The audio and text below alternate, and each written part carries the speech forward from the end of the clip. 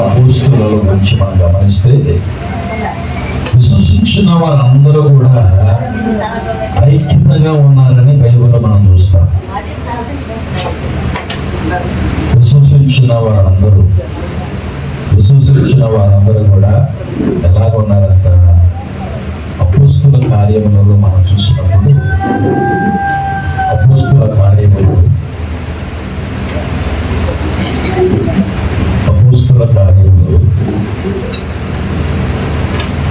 4వ అధ్యాయము 32వ వచనాన్ని మనం చదువుకుందాం.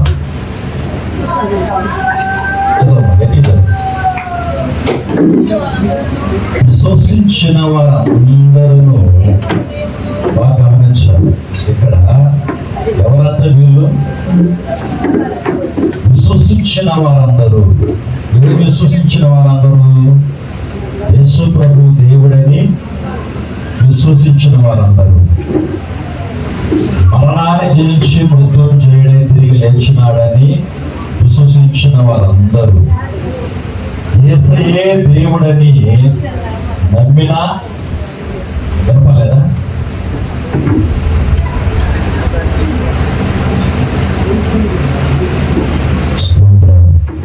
వినపడుతుందా?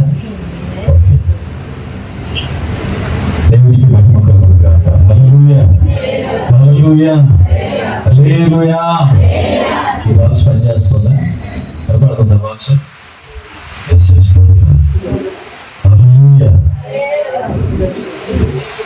విశ్వసించిన వారందరూ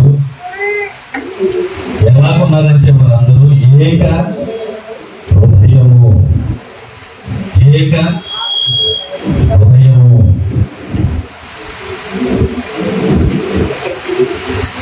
ఆ విశ్వసించిన వారందరూ కూడా ఏక హృదయం ఉంది.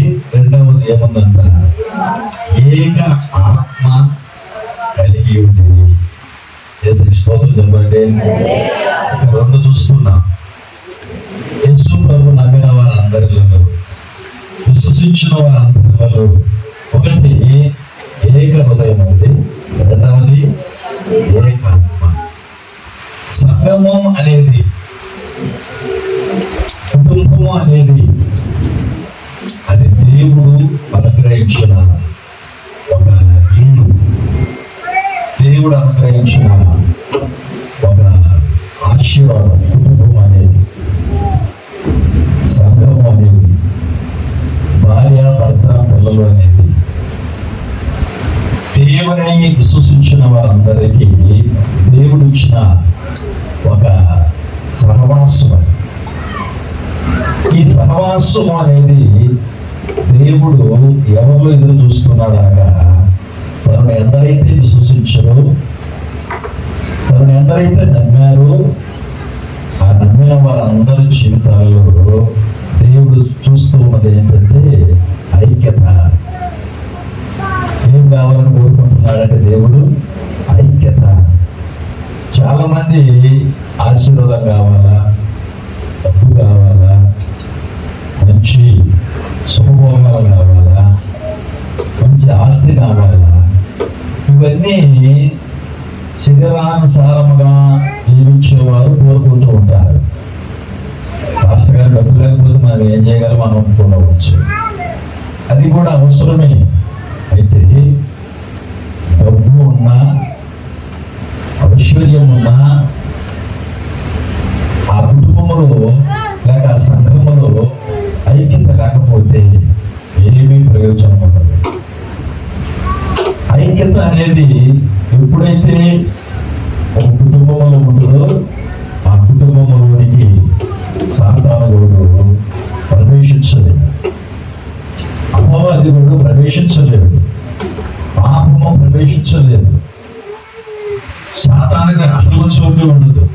ఎందుకనగా ఐక్యలో ఉన్న వారందరిలో ఏముందంటే ఐక్యత ఉంది. ఈరోజు అనేకులలో మనం గమనిస్తూ ఉంటున్నప్పుడు భార్య భర్త మధ్య ఐక్యత లేదు. కుటుంబంలో వారు ప్రాణం పెంచింది, రక్షించింది, ఈ భూలోకానికి వచ్చింది. ఎందుకంటే ఏ మనుషుడి యొక్క అభిధేయత వల్ల పాపము ప్రవేశించిందో అదే మనిషి ఆకారంలో భూలోకానికి వచ్చి పాప పరిహారము చెందించాడు యేసయ్య. ఏ మనిషి వల్ల పాపము భూమి మీదకి వచ్చిందో అదే మానవుడి ఆకారంలో బలయ్యాడు యేసయ్య. అదే మానవుడిగా భూమి మీదకి వచ్చి ఇదంతటికి కారణం ఏమిటంటే ఎదుగు నీవు నేను దాన్ని విశ్వసించిన వారందరూ కూడా ఒక ఐక్యత భావము కలిగి జీవించాలని, ప్రేమ కలిగి జీవించాలని, పరిశుద్ధత కలిగి జీవించాలని, భక్తి కలిగి జీవించాలని, ఐక్యతగా ఉండి జీవించాలని ఆనాడు అపోస్తలులు అందరూ విశ్వసించిన వారు అందరూ కూడా, యేసు ప్రభు నమ్మిన వారు అందరూ కూడా, యేసు క్రీస్తు విశ్వాసం ఉంచిన వారు అందరూ కూడా ఎలాగున్నారట? విశ్వసించిన వారు అందరూ ఏక హృదయమును ఏక ఆత్మ కలిగి ఉన్నారు. యేసయ్యకు రెండు చేతుల పైకెత్తి స్తోత్రం చెప్పండి. మూడోసారి యేసయ్యకు స్తోత్రం చెప్పండి. ఈ ఐక్యత ఎవరిస్తున్నారు? ఈ ఐక్యత ఎలాగ వస్తుంది? పరిశుద్ధ గ్రంథంలో అపోస్తలుడు పౌలు రాస్తాడు. అపోస్తలుడు పౌలు రాసుకుంటున్నాడు, విశ్వసించిన వారందరూ ఏక హృదయమును ఏకాత్మ కలిగి ఉండిరి. ఒక మాట అదే అపోస్తలుల కార్యములు 2వ అధ్యాయము 42వ వచనంలో ఏమంటాడో చూడండి. వీరు అపోస్తలుల బోధ యందును సహవాసమందును వృత్తి విరుచుటయందును ప్రార్థన చేయుటయందును ఎడతెగక ఉండిరి. దేవునికి స్తోత్రం చెప్దామా? ఏ సహవాసం అంతా ఏ ఐక్యతలో ఉండాలా? సంఘము విశ్వాసులు యేసు ప్రభు నమ్మిన బిడ్డలారా గమనించండి, మీకు కావలసిన ఐక్యత ఏమిటంటే అపోస్తలుల ఐక్యత ఉండాలి. స్వచ్ఛమైన సువార్త ప్రకటించే సహవాసము, ఉన్నది ఉన్నట్లుగా బోధించే సహవాసము. శరీర ఇచ్చలు బట్టి కొంతమంది ఈ రోజులలో ప్రవచనాలు చెబుతుంటున్నారు. మనస్సు ఇచ్చల బట్టి, మనస్సులో గురించి ఆలోచనలు బట్టి ప్రవచనాలు చెప్పడం ప్రారంభించారు. మీకు అవి చేశారు, మీ కుటుంబానికి ఇవి చేశారు, మీకు అవి ఉన్నాయి, ఈ శాతపడులు చేశారు, ఈ మంత్రాలు చేశారు. పూటగాలు చెప్పే అబద్ధ బోధకులు, అబద్ధ ప్రవక్తులు, అబద్ధ సేవకులు ఈ రోజులలో బయలుదేరి ఉన్నారు. కాబట్టి వారి నిమిత్తము మీరు జాగ్రత్తగా ఉండండి. సంఘము బహు జాగ్రత్తగా ఉండాలి. అలాంటి బోధలు మీరు నమ్మొద్దు.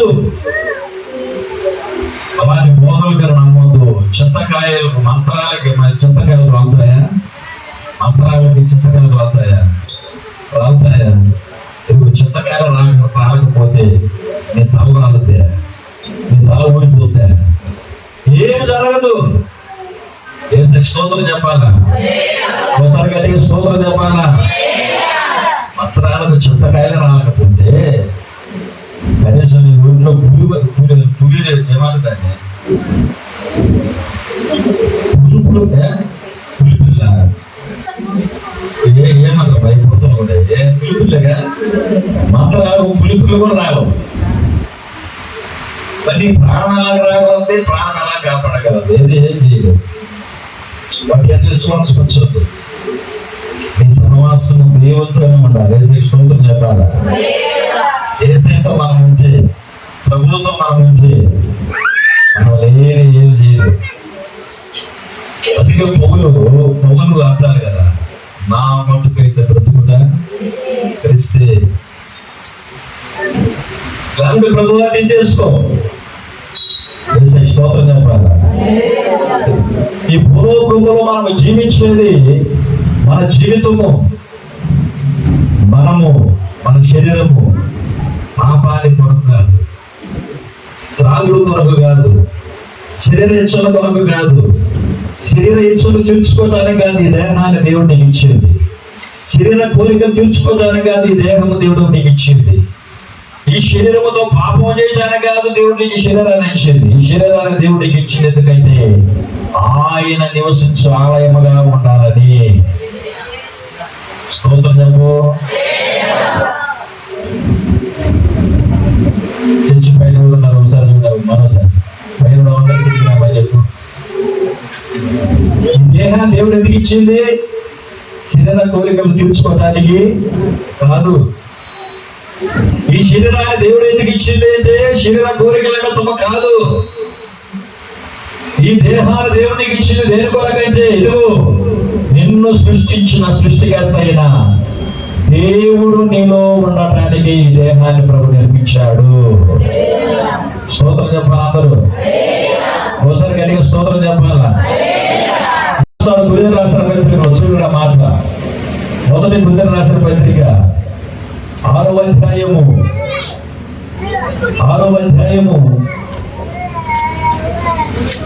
19వ వచనం. మీ దేహము దేవుని వలన మీకు అనుగ్రహింపబడి బాగా గమనించాల. ఎందుకంటే ఎవరంటే ఈ దేహాన్ని మీకు ఇచ్చింది? మీ దేహము దేవుని వలన మీకు అనుగ్రహింపబడి మీలోనున్న పరిశుద్ధాత్మకు ఆలయమై ఉన్నదని మీరు ఎరుగరా. మీరు మీ సొత్తు కారు, విలువ పెట్టి కొనబడిన వారు కనుక మీ దేహముతో చెప్పండి, పక్కన చెప్పండి, మీ దేహముతో దేవునిని మహిమపరచుడి. 2 చేతుల పైకి ఎందుకంటే స్తోత్రం చేద్దామా. మీ దేహము దేవుడు విలువ పెట్టి కొన్నాడు ఆయన. ఇదిగో నీ దేహము ఎవరిది? అమ్మా వేధిస్తాడావు, నువ్వేం ఇస్తాడావు? గమనించాలి వాక్యాన్ని. మీ దేహము కవచం వల్ల కప్పాడు. లోపల ఈరిగలు, దొప్పలు, ఉలవకాయలు, గుండె, పేగులు ఇవన్నీ లోపం ఉన్నాయి. పైన కవచం వల్ల కప్పాడు. చొక్కాయి శరీరానికి వేసుకున్నట్లుగా లోపల ఉండే అవయవాలన్నిటికీ దేవుడు చర్మాన్ని కప్పాడు. ఈ లోపల ఎన్ని ఉన్నాయి? కడుపు కోస్తే లోపల ఏమేమి ఉన్నాయని తెలిసిపోతాయి. అయితే ఈ అవయవాలన్నిటికీ దేవుడు ఒక చొక్కాయి కప్పాడు, ఒక చర్మాన్ని కప్పాడు. ఈ చర్మాన్ని కప్పి వాటిని అన్నింటిని పెంచాడు. ఇవన్నీ కప్పెట్టింది ఈ దేహాన్ని మీకు అనుగ్రహించింది. ఈ దేహాన్ని దేవుడు మీకు ఎందుకు ఇచ్చాడంటే ప్రభు అంటున్నాడు కదా, పరిశుద్ధాత్మకు ఆలయమై ఉన్నారని. యేసయ్య స్తోత్రం చేద్దామా. అప్పుడు నీ దేహము పాపానికి కాదు, నీ దేహముతో శుభభోగముల కొరకు కాదు, నీ దేహముతో పాపము చేయడానికి కాదు, నీ దేహముతో నీ శరీరచ్చులు, నీ శరీర కోరికలు, నీ శరీరానుసారమైన కోరికలు తీర్చుకోవడానికి కాదు దేవుడు నీకు దేహాన్ని ఇచ్చింది. దేవుని ఆలయముగా, పరిశుద్ధాత్మకు నిలయముగా, పరిశుద్ధాత్మ దేవుడు నీలో ఉండాలని దేవుడు నీకు దేహాన్ని ఇచ్చాడు. యేసయ్యకి స్తోత్రం చేద్దామా. ఇంకొక మాట ఏమంటాడంటే, మీరు మీ సొత్తు కాదు, మీరు మీ సొత్తు కాదు, మీరు మీ సొత్తు కాదు. ఒక పాత ఒక భక్తుడు రాశాడు, 100లతో పెంచిన బ్రతుకంతా వల్ల కాటికేరా అని. 100లతో పెంచిన బ్రతుకంతా వల్ల కాటికేరా అంట. సంసోను బలాన్ని విరమించుకొని, సంసోను తనకు బలం ఉందని ఫిలిష్తీయులందరినీ హతమార్చాడు. బలం ఉందని తనకిష్టం వచ్చినట్లు పాపం చేశాడు. చివరికి దెలీలా చేతులు పడిపోయాడు. ఎక్కడ పడిపోయాడు సంసోను? దెలీలా చేతులు. దెలీలా అనగా అది ఒక దెయ్యపు ఆత్మ కలిగినది. దెలీలా అనగా అది ఒక విగ్రహ శక్తి. దెలీలా అనగా అది ఒక దేవత. దెలీలా అనగా అది ఒక దురాత్మ శక్తి. ఇదిగో ఆ దెలీలా ఒడిలో పడిపోయాడు సంసోను. సంసోనుకున్న బలము, సంసోనుకున్న అభిషేకము, సంసోనుకు నాజీరు చేయబడకుండా దేవుని కొరకు తల్లి ప్రతిష్ఠిస్తే, దేవుడు తల్లి గర్భంలో ఉన్నప్పుడే సంసోను దేవుడు ప్రతిష్ఠించాడు, అభిషేకించాడు, దేవుడు మహిమతో నింపాడు, దైవ బలం ఇచ్చాడు. ఏ శత్రువు కూడా సంసోనును జయించలేకపోయాడు. ఏ శత్రువు కూడా సంసోనుడు జయించలేనంత బలం ఇస్తే, ఆ బలము తన కోరికల కొరకు నిర్మించుకున్నాడు. సంసోనికి ఇచ్చిన బలాన్ని తన శరీర కోరికలు తీర్చుకోవటానికి, సంసోనికి ఇచ్చిన బలాన్ని బలాన్ని సంసోను దేని కొరకు వాడుకున్నాడంటే తన కోరిక తీర్చుకోవడానికి వాడుకున్నాడు. దేవుడు ఎందుకు ఇచ్చింది సంసోనుకు బలము? శత్రువును జయించడానికి. దేవుడు సంసోను బలం ఎందుకు ఇచ్చాడంటే శత్రువుని జయించాలి. నువ్వు శత్రువుని జయించాలి. అయితే సంసోను ఆ బలాన్ని దేని కొరకు ఉపయోగించాడు? తన శరీర కోరికలు తీర్చుకోవడానికి ఉపయోగించుకున్నాడు. చివరికి తన బలం ఎందులో ఉందని చెప్పి ఆ దిలీల దగ్గర ఉన్న రహస్యాన్ని చెప్పేసేసాడు. ఎందులో ఉన్నదని చెప్పాడు? అలా వెంట్రుకలలో. స్తోత్రాలు. అదొక మర్మము. దేవుడు సంసోనుకు ఎందులో బలం పెట్టాడు అన్నది ఒక మర్మముతో కూడా పని. అది ఇదిగో నీలో కూడా దేవుడు ఒక మర్మముతో దేవుడు ఒక అభిషేకాన్ని, ఒక శక్తిని, ఒక పరిశుద్ధాత్మ ప్రసన్నత, ఒక దేవుని మహిమ ఇదిగో నీ దేహముగా ఉన్న నీ శరీరము ఆయన ఆత్మ వచ్చి ఉన్నాడు. అది ఒక మర్మము. ఆ ఆత్మ ఎవరిలో ఉంటుందో వారు ఎదుట ఏ శక్తులు పని చేయలేవు. వేసే గట్టిగా స్తోత్రం చెప్పాలా? మూసారి గట్టిగా స్తోత్రం చెప్పాలా? ఆ పరిశుద్ధాత్మకు నీ దేహము ఆలయమై ఉంది కాబట్టి, ఈ దేహము దేవుడు నీకు అనుగ్రహించిన అనుగ్రహం కాబట్టి, ఈ దేహము దేవునికి ఇచ్చిన వరము కాబట్టి, ఆ దేహములో పరిశుద్ధాత్మ దేవుడు ఉన్నాడు కాబట్టి, ఆ పరిశుద్ధాత్మ దేవుడు ఎవరిలో ఉంటారో వారందరూ కూడా దేవుని కుమారులు అనబడుదురు. యేసుకి స్తోత్రం చెప్తామా?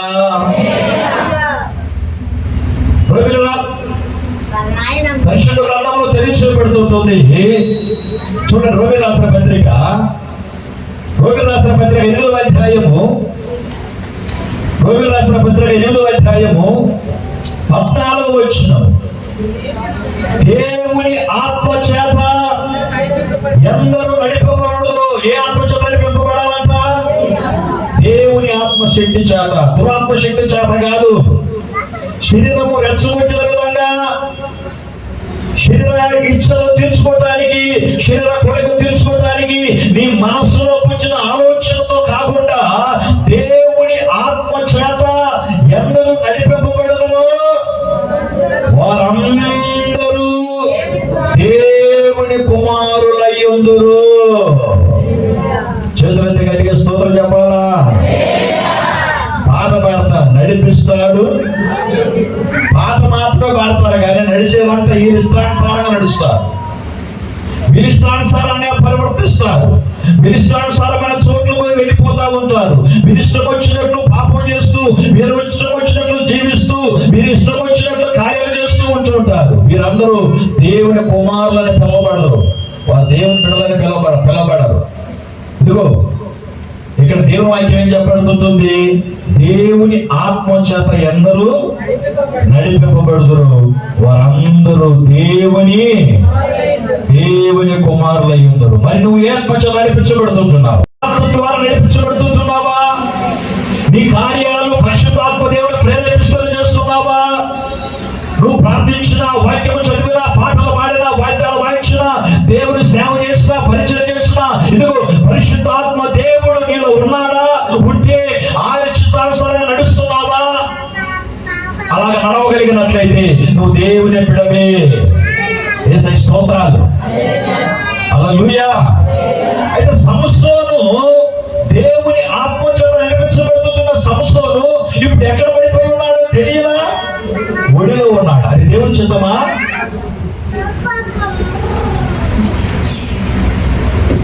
తెలియదా? ఒడిలో పడి ఉండడమో దేవుని సంకల్పం అది. ఇదిగో సంసోను దేవుడు నాజీలు చేశాడు.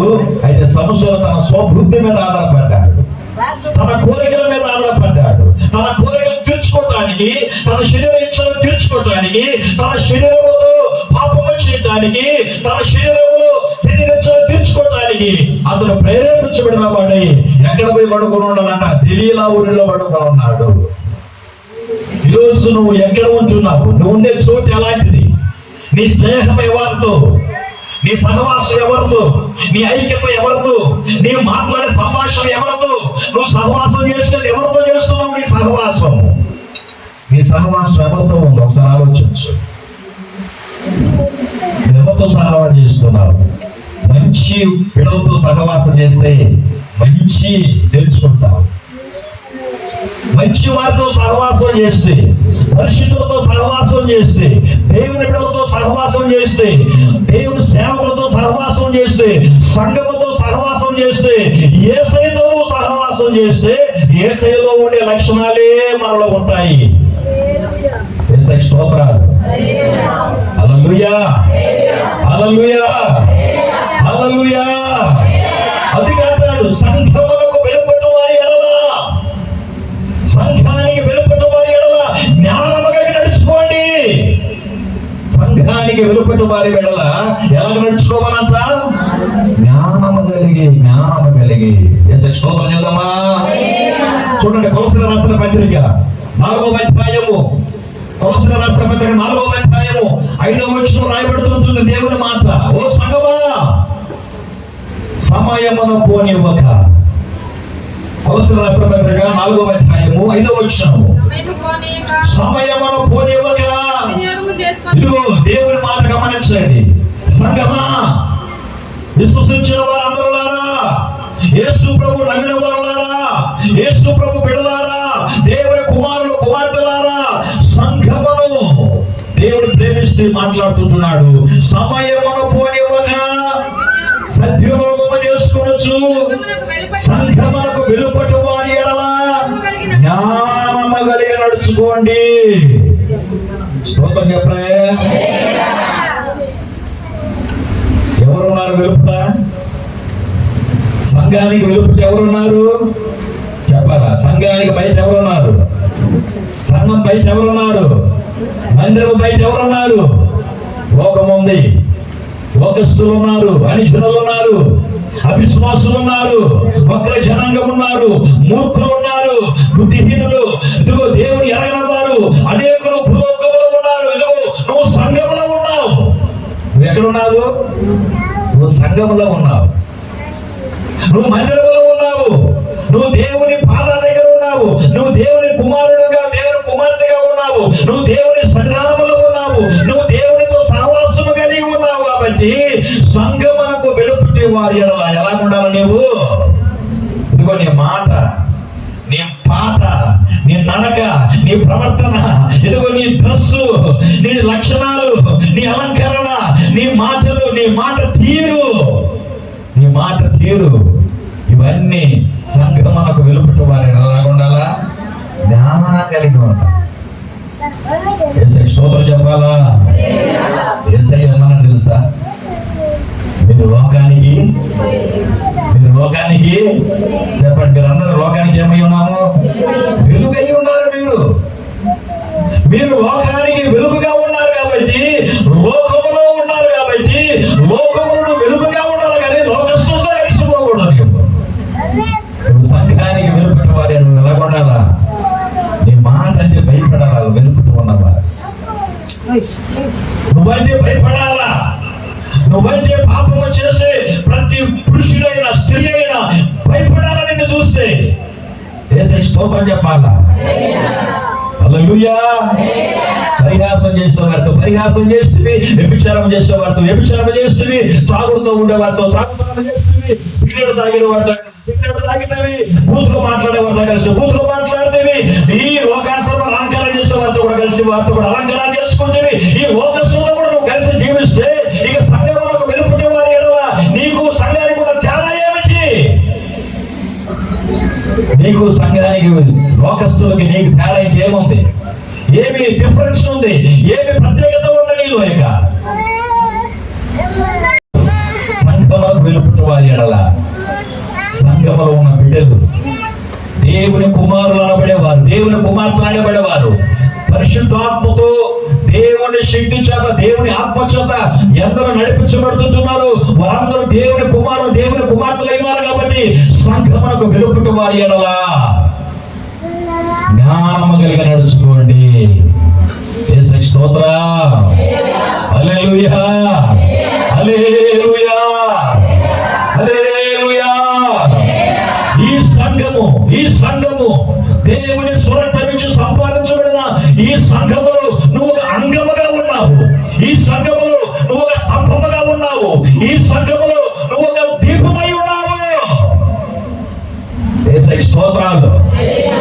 హల్లెలూయా. ఈ సంఘములో ఎవరివి? నీ స్థానం ఏమిటి? ఈ సంఘములో నీకు దేవుడు ఇచ్చిన ప్రత్యేకత ఏమిటి? ఈ సంఘములో దేవునికి ఇచ్చిన అనుగ్రహం ఏమిటి? ఈ సంఘములో దేవునికి ఇచ్చిన అభిషేకం ఏమిటి? ఈ సంఘములో దేవునికి ఇచ్చిన వరాలు ఏమిటి? దేవునికి ఇచ్చిన వరాలు ఏమిటి? దావీదు అందుకు అంటాడు, నేనైతే నా దేవుని మందిరము పచ్చని హల్లెలూయా. నేనైతే నా దేవుని మందిరంలో పచ్చని ఒలీవా ఎవరివి నువ్వు సంఘములో? ఈ మందిరంలో ఎవరివి నీవు? ఈ మందిరంలో దేవుడికి ఇచ్చిన స్థానం ఏమిటి? ఈ మందిరంలో దేవుడికి ఇచ్చిన అనుగ్రహం ఏమిటి? ఈ మందిరంలో దేవుడికి ఇచ్చిన అభిషేకం ఏమిటి? దావీదు అంటున్నాడు, నేనైతే నా దేవుడి మందిరంలో పచ్చని ఒలీవ మొక్క వలె ఉన్నాను. నువ్వు ఎలాగున్నావు? దేవుని మందిరంలో నువ్వు ఎలాగా ఉన్నావు? నీ అభిషేకం ఏమిటి? నీ అనుగ్రహం ఏమిటి? దేవునికి ఇచ్చిన కృప ఏమిటి? దేవునికి ఇచ్చిన అభిషేకం ఏమిటి? దేవునికి ఇచ్చిన వరం ఏమిటి? ఈ సమయంలో నీ వంతు ఏంది? ఏది నీ పరిచర్య? నీ స్థానం ఏమిటి? ఇదిగో నా దేవుడు అంటున్నాడు, మీరు నా కుమారులు, నా కుమార్తె. హల్లెలూయా. మీరు లోకానికి వెలుగై ఉన్నారంటాడు యేసయ్య. లోకానికి వెలుగు అనే దానికి అర్థం ఏమిటి తెలుసా? వెలుగు అనే దానికి అర్థం ఏమిటి తెలుసా? దారి చూపించేవారు. స్తోత్రం చెప్పాలా? వెలుగుకి అర్థం ఏమిటి? నువ్వు ఎవరివి? దారి చూపించేవాడివి. ఒక మంచి మార్గాన్ని చూపించేవాడివి, ఒక మంచి మార్గము చూపించేదానివి. ఇదిగో దేవుని కుమారుడు, దేవుని కుమార్తెను పిలువబడుతున్నాను. దేవుని బిడ్డలారా, నువ్వు ఎవరో తెలుసా? లోకస్తులకి, చీకటిలో ఉన్న వారికి, అంధకారంలో ఉన్న వారికి, వ్యభిచారులకు, త్రాగుబోతులకు, విగ్రహారాధికులకు, అన్ని జనులకు నువ్వు మంచి మార్గం చూపించే ఒక మార్గదర్శివి. నువ్వు యేసయ్య స్తోత్రం చెప్పాలా? హల్లెలూయా. నువ్వు ఎవరివి? ఒక మంచి మార్గం చూపించే మార్గదర్శి. యేసయ్య ఏమన్నాడు? ఆ పరలోక రాజ్యాన్ని గురించి యేసయ్య ఏమన్నాడు? ఆ పరలోకం గురించి యేసు ప్రభు వారు ధైర్యంగా చెప్పాడు, నేనే మార్గము, నేనే సత్యము, ఆయనే మార్గము. ఆయనను నమ్మిన నీవు కూడా ఒక మంచి మార్గదర్శివి. యేసయ్య స్తోత్రాలు. ఆయన మార్గములో నడిచే పాఠశాలివి నీవు. ఆయన మార్గంలో నడిచే పాఠశాలి, యాత్రికుడవు, ప్రయాణికుడవు, దీపము లాంటి వాడవు, వెలుగు లాంటి వాడవు. అనేక చీకటిలో ఉన్న వారిని వెలుగులోకి నడిపించడానికి దేవుడిని కోరుకున్న ఒక సంఘము నీవు. యేసయ్య స్తోత్రాలు. దేవుడు నిన్ను కోరుకున్నాడు. యేసయ్య స్తోత్రం చెప్పాలా? దేవుడు నిన్ను కోరుకున్నాడు. అయ్యా, దేవుడు నిన్ను కోరుకున్నాడు. ఆయన నీకు ఇచ్చిన త్యాగము, ఆయన అనుగ్రహం, దేవుడికి ఇచ్చిన ఆ ఆలయము, పరిశుద్ధాత్మక నిలయము, దేవుని ఆత్మ చేత నడిపించబడిన వారందరూ దేవుని కుమారులు, దేవుని కుమార్తె. కాబట్టి సంఘమునకు వెలుపటి వారి ఎడల మనం ఎలా నడుచుకోవాలా? నేను ప్రసంగాన్ని ముగించేస్తున్నాను. చెప్పండి, ఎలా నడుచుకోవాలి? మనము జ్ఞానముగా నడుచుకోవాలి. అజ్ఞానంలో వలె మనము ఉండకూడదు. అజ్ఞానంలో వలె నీవు ఉండకూడదు. సంఘానికి వెలుపటి వారి ఎడల నీ జ్ఞానం, నీ మాట తీరి, నేను సంఘంలో ఉన్నాను, ఆయన కుమార్తెమై ఉన్నాను, మనము చూసి ఒక నేర్చుకోవాలి. యేసయ్య స్తోత్రం చెప్పాలా? ఒకసారి గట్టిగా స్తోత్రం చెప్పాలా? ప్రతిదీ మనం చూసి చిత్రంలో ఏం చేయాలా? నేర్చుకోవాలి. అమ్మాయి అంటే అలాంటి ప్రవర్తనగా ఉండాలి, అబ్బాయి అంటే ఇలాగా ఉండాలి, విశ్వాసం అంటే ఇలాగా ఉండాలా, ఇదిగో స్త్రీ అంటే ఇలాంటి డ్రెస్ వేసుకోవాలా, పురుషుడు అంటే ఇలాంటి లక్షణాలు కలిగి ఉండాలా. నువ్వు లోకములో ప్రభువుని ఏరి స్తంభముగా, ఒక ఒలివ మొక్కగా, ఇదిగో ఆయన కుమార్తెలుగా ఆయన ఏరి కోరుకుంటే ఆయనకి ఇష్టలుగా మనం జీవించాలి, కానీ మనకిష్టమైనట్లుగా మనం జీవించకూడదు. మనకిష్టంగా జీవించిన సంసోను ఏమైపోయాడు? తెగిల ఒడిలో పడిపోయాడు, బలానికి పోయిపోయాడు. దేవుని చిత్తానుసారంగా నడిపించబడిన దావీదు సింహాన్ని చీల్చి పారేశాడు అడిగి. స్తోత్రం చెప్పాలా? హల్లెలూయా. చీల్చేశాడు, దాన్ని చీల్చి అందేశాడు. కారణము దావీదు దేవుని చిత్తానుసారంగా నడిచినవాడు, దేవుని అభిషేకం చేత నడిపించబడ్డవాడు, దేవునితో సహవాసం కలిగి ఉన్నాడు. స్తోత్రం చెబుదామా? హల్లెలూయా. మన సహవాసం ఎవరితో ఉండాలి? మన ఐక్యత ఎవరితో ఉండాలి? దేవుడితో ఉండాలి. స్తోత్రం చెప్పాలా? సంఘంలో ఉండాలి. సంఘంలో ఉన్న విశ్వాసులలో ఇదిగో ప్రపోచున్నాడు కదా, సహోదరుడు ఐక్యతగా యోచించుతా. ఎంత మేలు, ఎంత మనోహరం!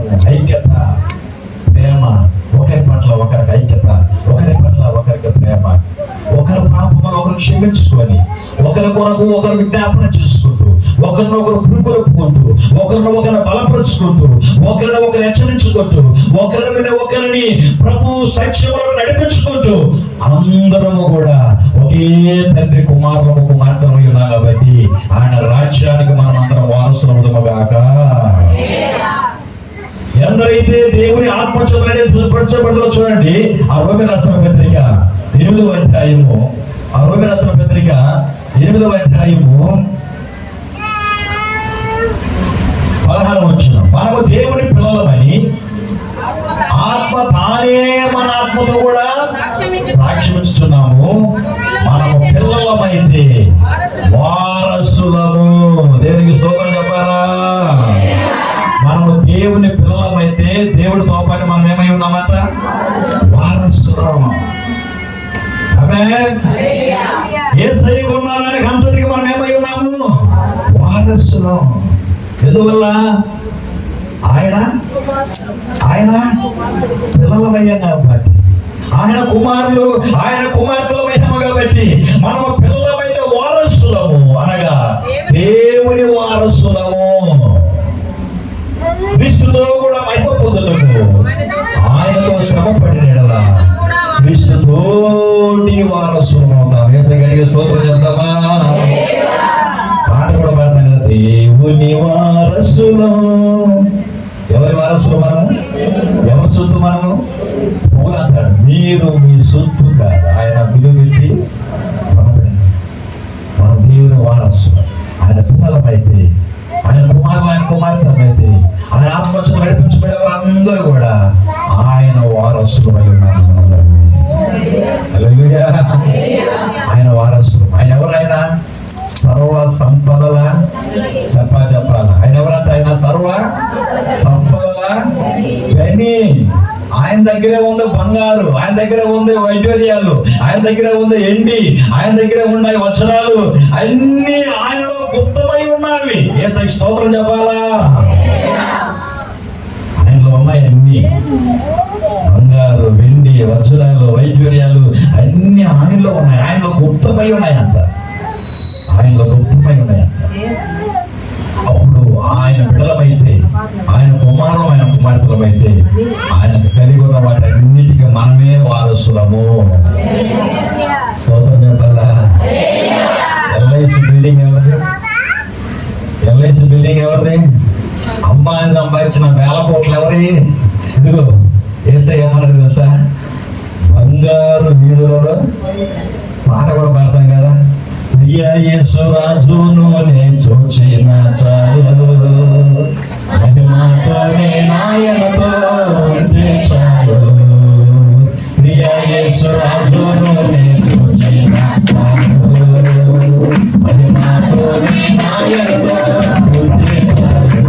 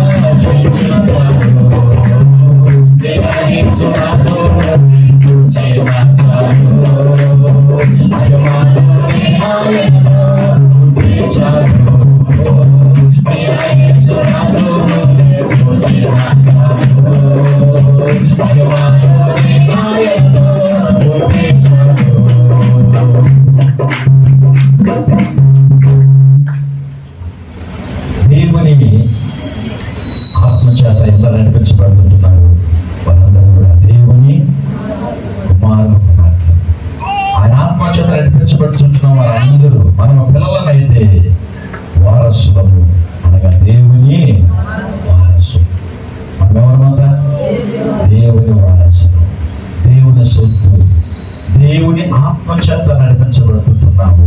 కాబట్టి మన సహవాసం, మన ఐక్యత క్రీస్తుతోనే ఉండాలా. ఐక్యత కలిగి ఉండండి. ప్రార్థనలు ఐక్యత కలిగి ఉండండి. పరిచర్యలు ఐక్యత కలిగి ఉండండి. కుటుంబంలో ఐక్యతగా ఉండండి. ఇదిగో ఆత్మీయ జీవితములలో సంఘము విశ్వసించిన వారందరూ ఏక హృదయము, ఏక ఆత్మ కలిగి. మొదటి కొరింథీయులకు రాసిన పత్రికలో మొదటి అధ్యాయంలో అంటారు కదా, మొదటి కొరింథీయులకు రాసిన పత్రిక మొదటి అధ్యాయము 9వ వచనము, మా ప్రభు అయిన యేసుక్రీస్తు అను తన కుమారుని సహవాసములకు మిమ్మల్ని పిలిచిన దేవుడు. గట్టిగా స్తోత్రం చెబుదామా? ఇంకోసారి గట్టిగా స్తోత్రం చెబుదామా? ఇంకోసారి గట్టిగా స్తోత్రం చెబుదామా? హల్లెలూయా, హల్లెలూయా, హల్లెలూయా. ఆయన కుమారుడైన యేసుక్రీస్తుతో మనం సహవాసము కలిగి ఉండాలా. Praise the Lord. మన సహవాసం అవుతూ ఉండాలంట యేసుక్రీస్తుతో. ఆయన సహవాసాన్ని దేవుడు మనకు కుమారుడైన యేసుక్రీస్తు వారి సహవాసానికి మనం పిలిచాడు. ప్రభు అయిన యేసుక్రీస్తుతో సహవాసము కలిగి ఉండటానికి మనం పిలిచాడు. ఆయనతో మన ఐక్యత, సహవాసం, మన అనుబంధం ఆయనతో కలిగి నువ్వు జీవిస్తే, ఆయనతో కలిగి సహవాసం కలిగి నువ్వు జీవిస్తే ఆయన పిల్లలమైతాము. ఆయన పిల్లలయ్యి అందరు పిలువబడతారు. వారందరూ వారసులు అవుతారు. ఆ వారసత్వం కలిగిన వారమై ఈ భూలోకంలో జీవించిన జనాలు ప్రభు కొరకు సాక్షిగా బ్రతుకుతూ పరలోక రాజ్యమునకు సిద్ధపడాలని దేవుని లేఖనాలు పెట్టి ప్రభు మనం హెచ్చరిస్తూ ఉంటున్నారు. ప్రార్థన చేసుకుందామా? తల వంచి కొలవస్తున్నట్లయితే ఈ మెదన కాలంలో పరిశీలించుకుందాం. నిన్ను పరీక్షించుకుందాం, పరిశీలించుకుందాం.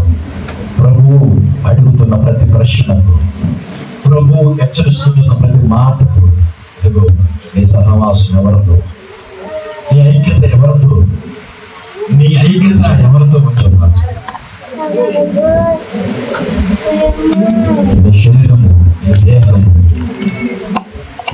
నీ శరీరమును దేవుడు చొక్కాయి వల్ల కట్టి యవయాలన్నిటిని అందులో ఇవ్వచ్చాడు. యవయాలన్నిటిని దేవుడు అందులో అమర్చాడు. ఎందుకంటే ఆయన ఆత్మకు ఆలయమంగా ఉంటాడు. ఆయనకు ఇష్టమైన పిల్లగా జీవించడానికి ఆయన చిత్రానుసారంగా జీవించడం. నీ దేహము దేవుని యొక్క ఆలయం.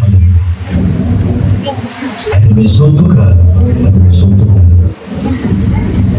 ఆ దేహముతో నీ దేవుని మహిమపరచాలి. ఆ దేహము దేవునికి ఆలయముగా మారిపోవాలి.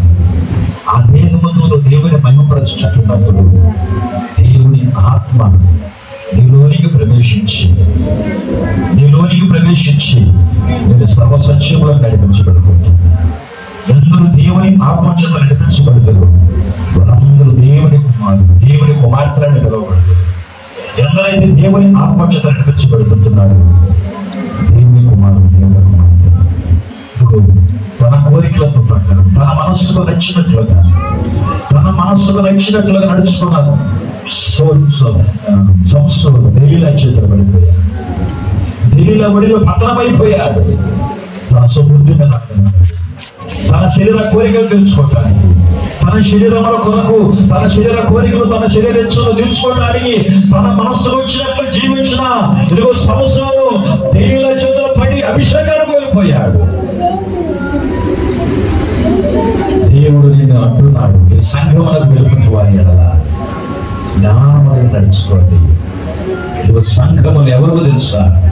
ఆయన స్తంభము నీవు, ఆయన వెలిగించిన దీపము నీవు, ఆయన నాచిన ఒలివ మొక్కము నీవు. ఎలాగా దేవుడి మర్చిపోతున్నావా? నీ స్థానం ఏమిటి? దేవుడికి ఇచ్చిన అభిషేకం ఏమిటి? దేవుడికి ఇచ్చిన అభిషేకం ఏమిటి? దేవుడికి ఇచ్చిన కృప ఏమిటి? దేవుడికి ఇచ్చిన స్థానం ఏంటి? ఆ స్థానం మరచిపోయి నీ శరీరం ఇచ్చిన కొరకు, నీ శరీర కోరికల కొరకు ఇదిగో దేవుడిని దుఃఖ పెడుతున్నావు. దేవుడిని దుఃఖ పెడుతుంటున్నారు.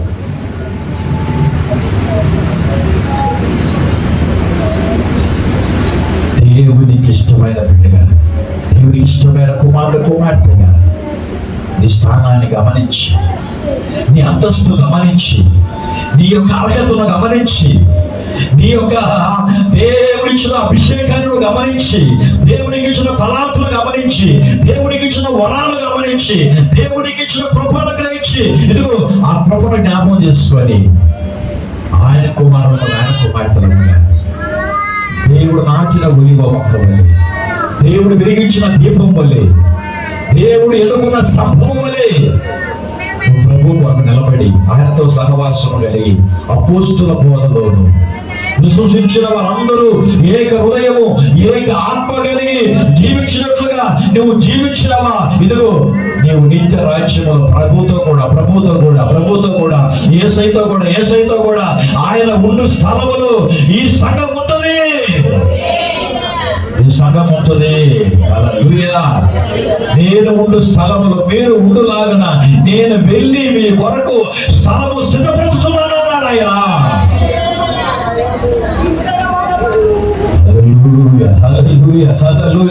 నీ కొరకు ఆయన ఎక్కడ ఉన్నాడు అక్కడ నేను కూడా ఉండాలని దేవుడు స్థలాన్ని సిద్ధపరుస్తూ ఉంటున్నాడు. ఆ సిద్ధపాటు కలిగిన వారమై మనము కూడా ఆయన ఉండు స్థలంలోనికి మనము కొడిపోబడటానికి, ఇదిగో ఆయనతో కూడా మనము కొడిపోబడటానికి, ఆయన వల్లే ఆయన పరిశుద్ధుడు, ఆయన పవిత్రుడు, ఆయన భక్తి కలిగిన వాడు, ఆయన తండ్రి చిత్తాన్ని నెరవేర్చిన వాడు, ఆయన తండ్రి అనుగ్రహం పొందుకున్నవాడు, ఆయన తండ్రిని సంతోషించిన వాడు, ఆయన తండ్రి పనుల మీదనే నిమగ్నమైన వాడు, తండ్రి ఏ పని చేయడానికి పూర్వకనే పంపించాడో ఆ పని నెరవేర్చిన వాడు. నీవు నేను కూడా ఆ తోటలో పనివారమై ఉన్నాము. ఆయన నీకు నాకు అప్పగించిన పనిని నమ్మకంగా ఆ పని నెరవేర్చున్నాము.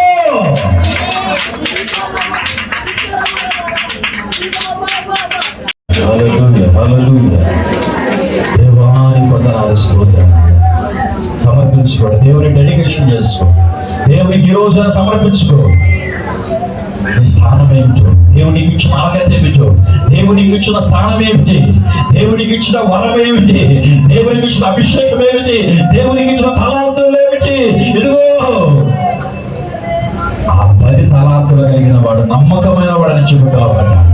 ఒక్క తలాంతు తీసుకున్న వాడు భూమిలో పాతి పెట్టాడు.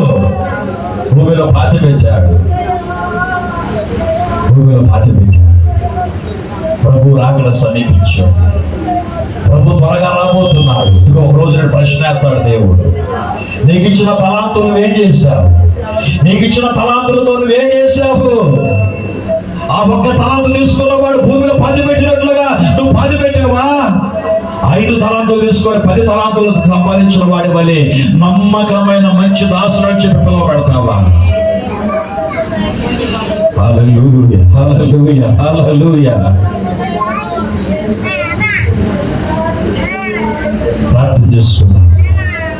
ప్రార్థన చేసుకుందాం. ఇదిగో నేను దేవుడు నాటిన ఒలివ మొక్కని, నేను దేవుడు వెలిగించిన ఒక దీపాన్ని వెలుగును. ఇదిగో నన్ను దేవుడు వెలిగించాడు. నేను అనేకులకు మార్గము చూపించే ఒక మార్గదర్శిని. నేను దేవుడి మందిరంలో నాటబడిన ఒలివ మొక్కను అన్నవారు మీ గుడి చేయి చాపితే, మీ గుడి హస్తాన్ని పైకెత్తితే ప్రార్థన చేసుకుందామా? దావీదు వలె నేను దేవుడు నన్ను నాటిన ఒలివ మొక్కను, నేను దేవుడు నన్ను వెలిగించిన దీప స్తంభాన్ని, నేను ఇదిగో దేవుడు ఈ సంఘములో ఏర్పరచుకున్న దీప స్తంభాన్ని నేను అన్నవారు ఈ గుడి హస్తాన్ని పైకి చాపండి. ఇదిగో ప్రార్థన చేయబోతున్నాను. దేవుని స్తోత్రాలు. ఈ సంఘములో దేవుడు నాటిన ఒలివ మొక్కము నీవు. ఈ సంఘములో దేవుడు నిన్ను ఏర్పరచుకున్న ఒక దీప స్తంభాన్ని నీవు. ఈ సంఘములో దేవుడు ఏర్పరచుకున్న ఒక ఒలివ మొక్కము నీవు. నువ్వు సంఘానికి వెలుపడిన వారి ఎడల జ్ఞానముగా నేర్చుకోవాలి. నువ్వు సంఘానికి వెలుపడిన వారి ఎడల జ్ఞానముగా ప్రకటించాలి. ఈ సంఘానికి వెలుపడిన వారి ఎడల బుద్ధి లేని కనికల వల్ల కాకుండా, బుద్ధి లేని ఇల్లు వల్ల కాకుండా, బుద్ధి కలిగిన కనికల వల్ల నేర్చుకోవాలా?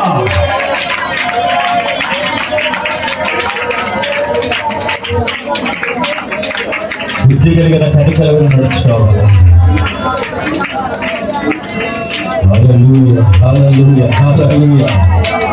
దేవానికి వందనాలు, యేసయ్యానికి వందనాలు, ప్రభువానికి వందనాలయ్యా. ఇదిగో చేతులెత్తిన బిడ్డలందరినీ చూస్తున్నావు ప్రభా, చేతులెత్తుతున్న బిడ్డలందరినీ చూస్తున్నావు నాయన, చేతులెత్తిన బిడ్డలందరినీ చూస్తున్నావు అయ్యా. వాస్తవాన్ని వైపు చాపి ఉంటుండగా నా తండ్రి, ఇదిగో వారి చేతులు నీ వైపు చాపి ఉంటుండగా యేసయ్యా, వారి చేయి పట్టుకోనాయన, వారి చేయి పట్టుకో ప్రభువా, వాస్తవాన్ని పట్టుకోనాయన, వారి చేయి పట్టుకోడు నాయన. నువ్వు పట్టుకుంటే వారు పడిపోరయ్యా, నువ్వు పట్టుకుంటే వారు కృంగిపోరయ్యా, నువ్వు పట్టుకుంటే సమయానికి వెలుపుని వారు నడుచుకుంటారు ప్రభువా. నువ్వు ఎవరు చేయి పట్టుకుంటావు వారు వాడిపోరయ్యా, వారి స్తంభాలు కూలిపోవయ్యా, వారి జీవితాలు ఆరిపోవడాయన, వారి మొక్కలు ఎండిపోవయ్యా. అయ్యా కాపు కాలేదు, కాపు మానదు, కాపు మానదు, ఫలములు పరిస్తూ ఉంటాయా. యేసయ్యా వందనాలయ్యా, వందనాలయ్యా, వందనాలయ్యా, వందనాలయ్యా. దేవానికి వందనాలయ్యా, యేసయ్యానికి వందనాలయ్యా. నువ్వు చేపట్టిన వారి చేపట్టుకోనాయనా, వారి చేపట్టుకోనాయా, వారి చేపట్టుకో ప్రభువా. ఇలా చేతులతో చేపట్టుకో, వారి పడిపోకుండా పట్టుకోనాయనా, వారి దగ్గర పట్టుకోనాయనా. మీరు పట్టుకుంటే వారు పడిపోనాయా. ఏ నీళ్ళ చేతులు పడిపోకూడదు నాయన, ఏ పాపములు పడిపోకూడదు నాయన, ఈ లోకములో ఎక్కడ పడిపోకూడదు. యేసు నామములో వారి పాదాలు కొండ మీద నిలబడును నాయన. గ్లోరించుగాడు, గ్లోరించుగాడు, గ్లోరించుగాడు, గ్లోరించుగాడు. మహిమ, మహిమ, మహిమ, మహిమ, ఘనత, ప్రభావములు యేసయ్యా నీకు మాత్రమే వచ్చునుగాక, నీకు మాత్రమే వచ్చునుగాక. ఘనత, మహిమ, ప్రభావాలు నీకే కలుగునుగాక. ఈ సంఘము నువ్వు కొన్న విలువ పెట్టి కొన్న నీ సొత్తు ఆయన, నువ్వు విలువ పెట్టి కొనబడిన సంఘము నాయన, నువ్వు విలువ పెట్టి కొనబడిన సొత్తు ప్రభువా. నీ సాక్ష్యము, నీ వారసులమాయా, నీ కుమారుడు, నీ కుమార్తెలమాయా. మేము సంఘానికి వెలుపటి వారి ఎడల జ్ఞానముగా నడుచుకోవాలి. అభిషేకం నేర్పండి అయ్యా. Hallelujah, hallelujah, hallelujah. Thank you, Holy Spirit. Thank you, Holy Spirit. Thank you, Jesus. Thank you, Jesus. దేవానికి వందనాలు, స్తోత్రాలు చేస్తున్నాము. మహోన్నతుడా, మహిమ కలిగిన మా రాజా, ఆ మంచి కాపరి యేసయ్యా,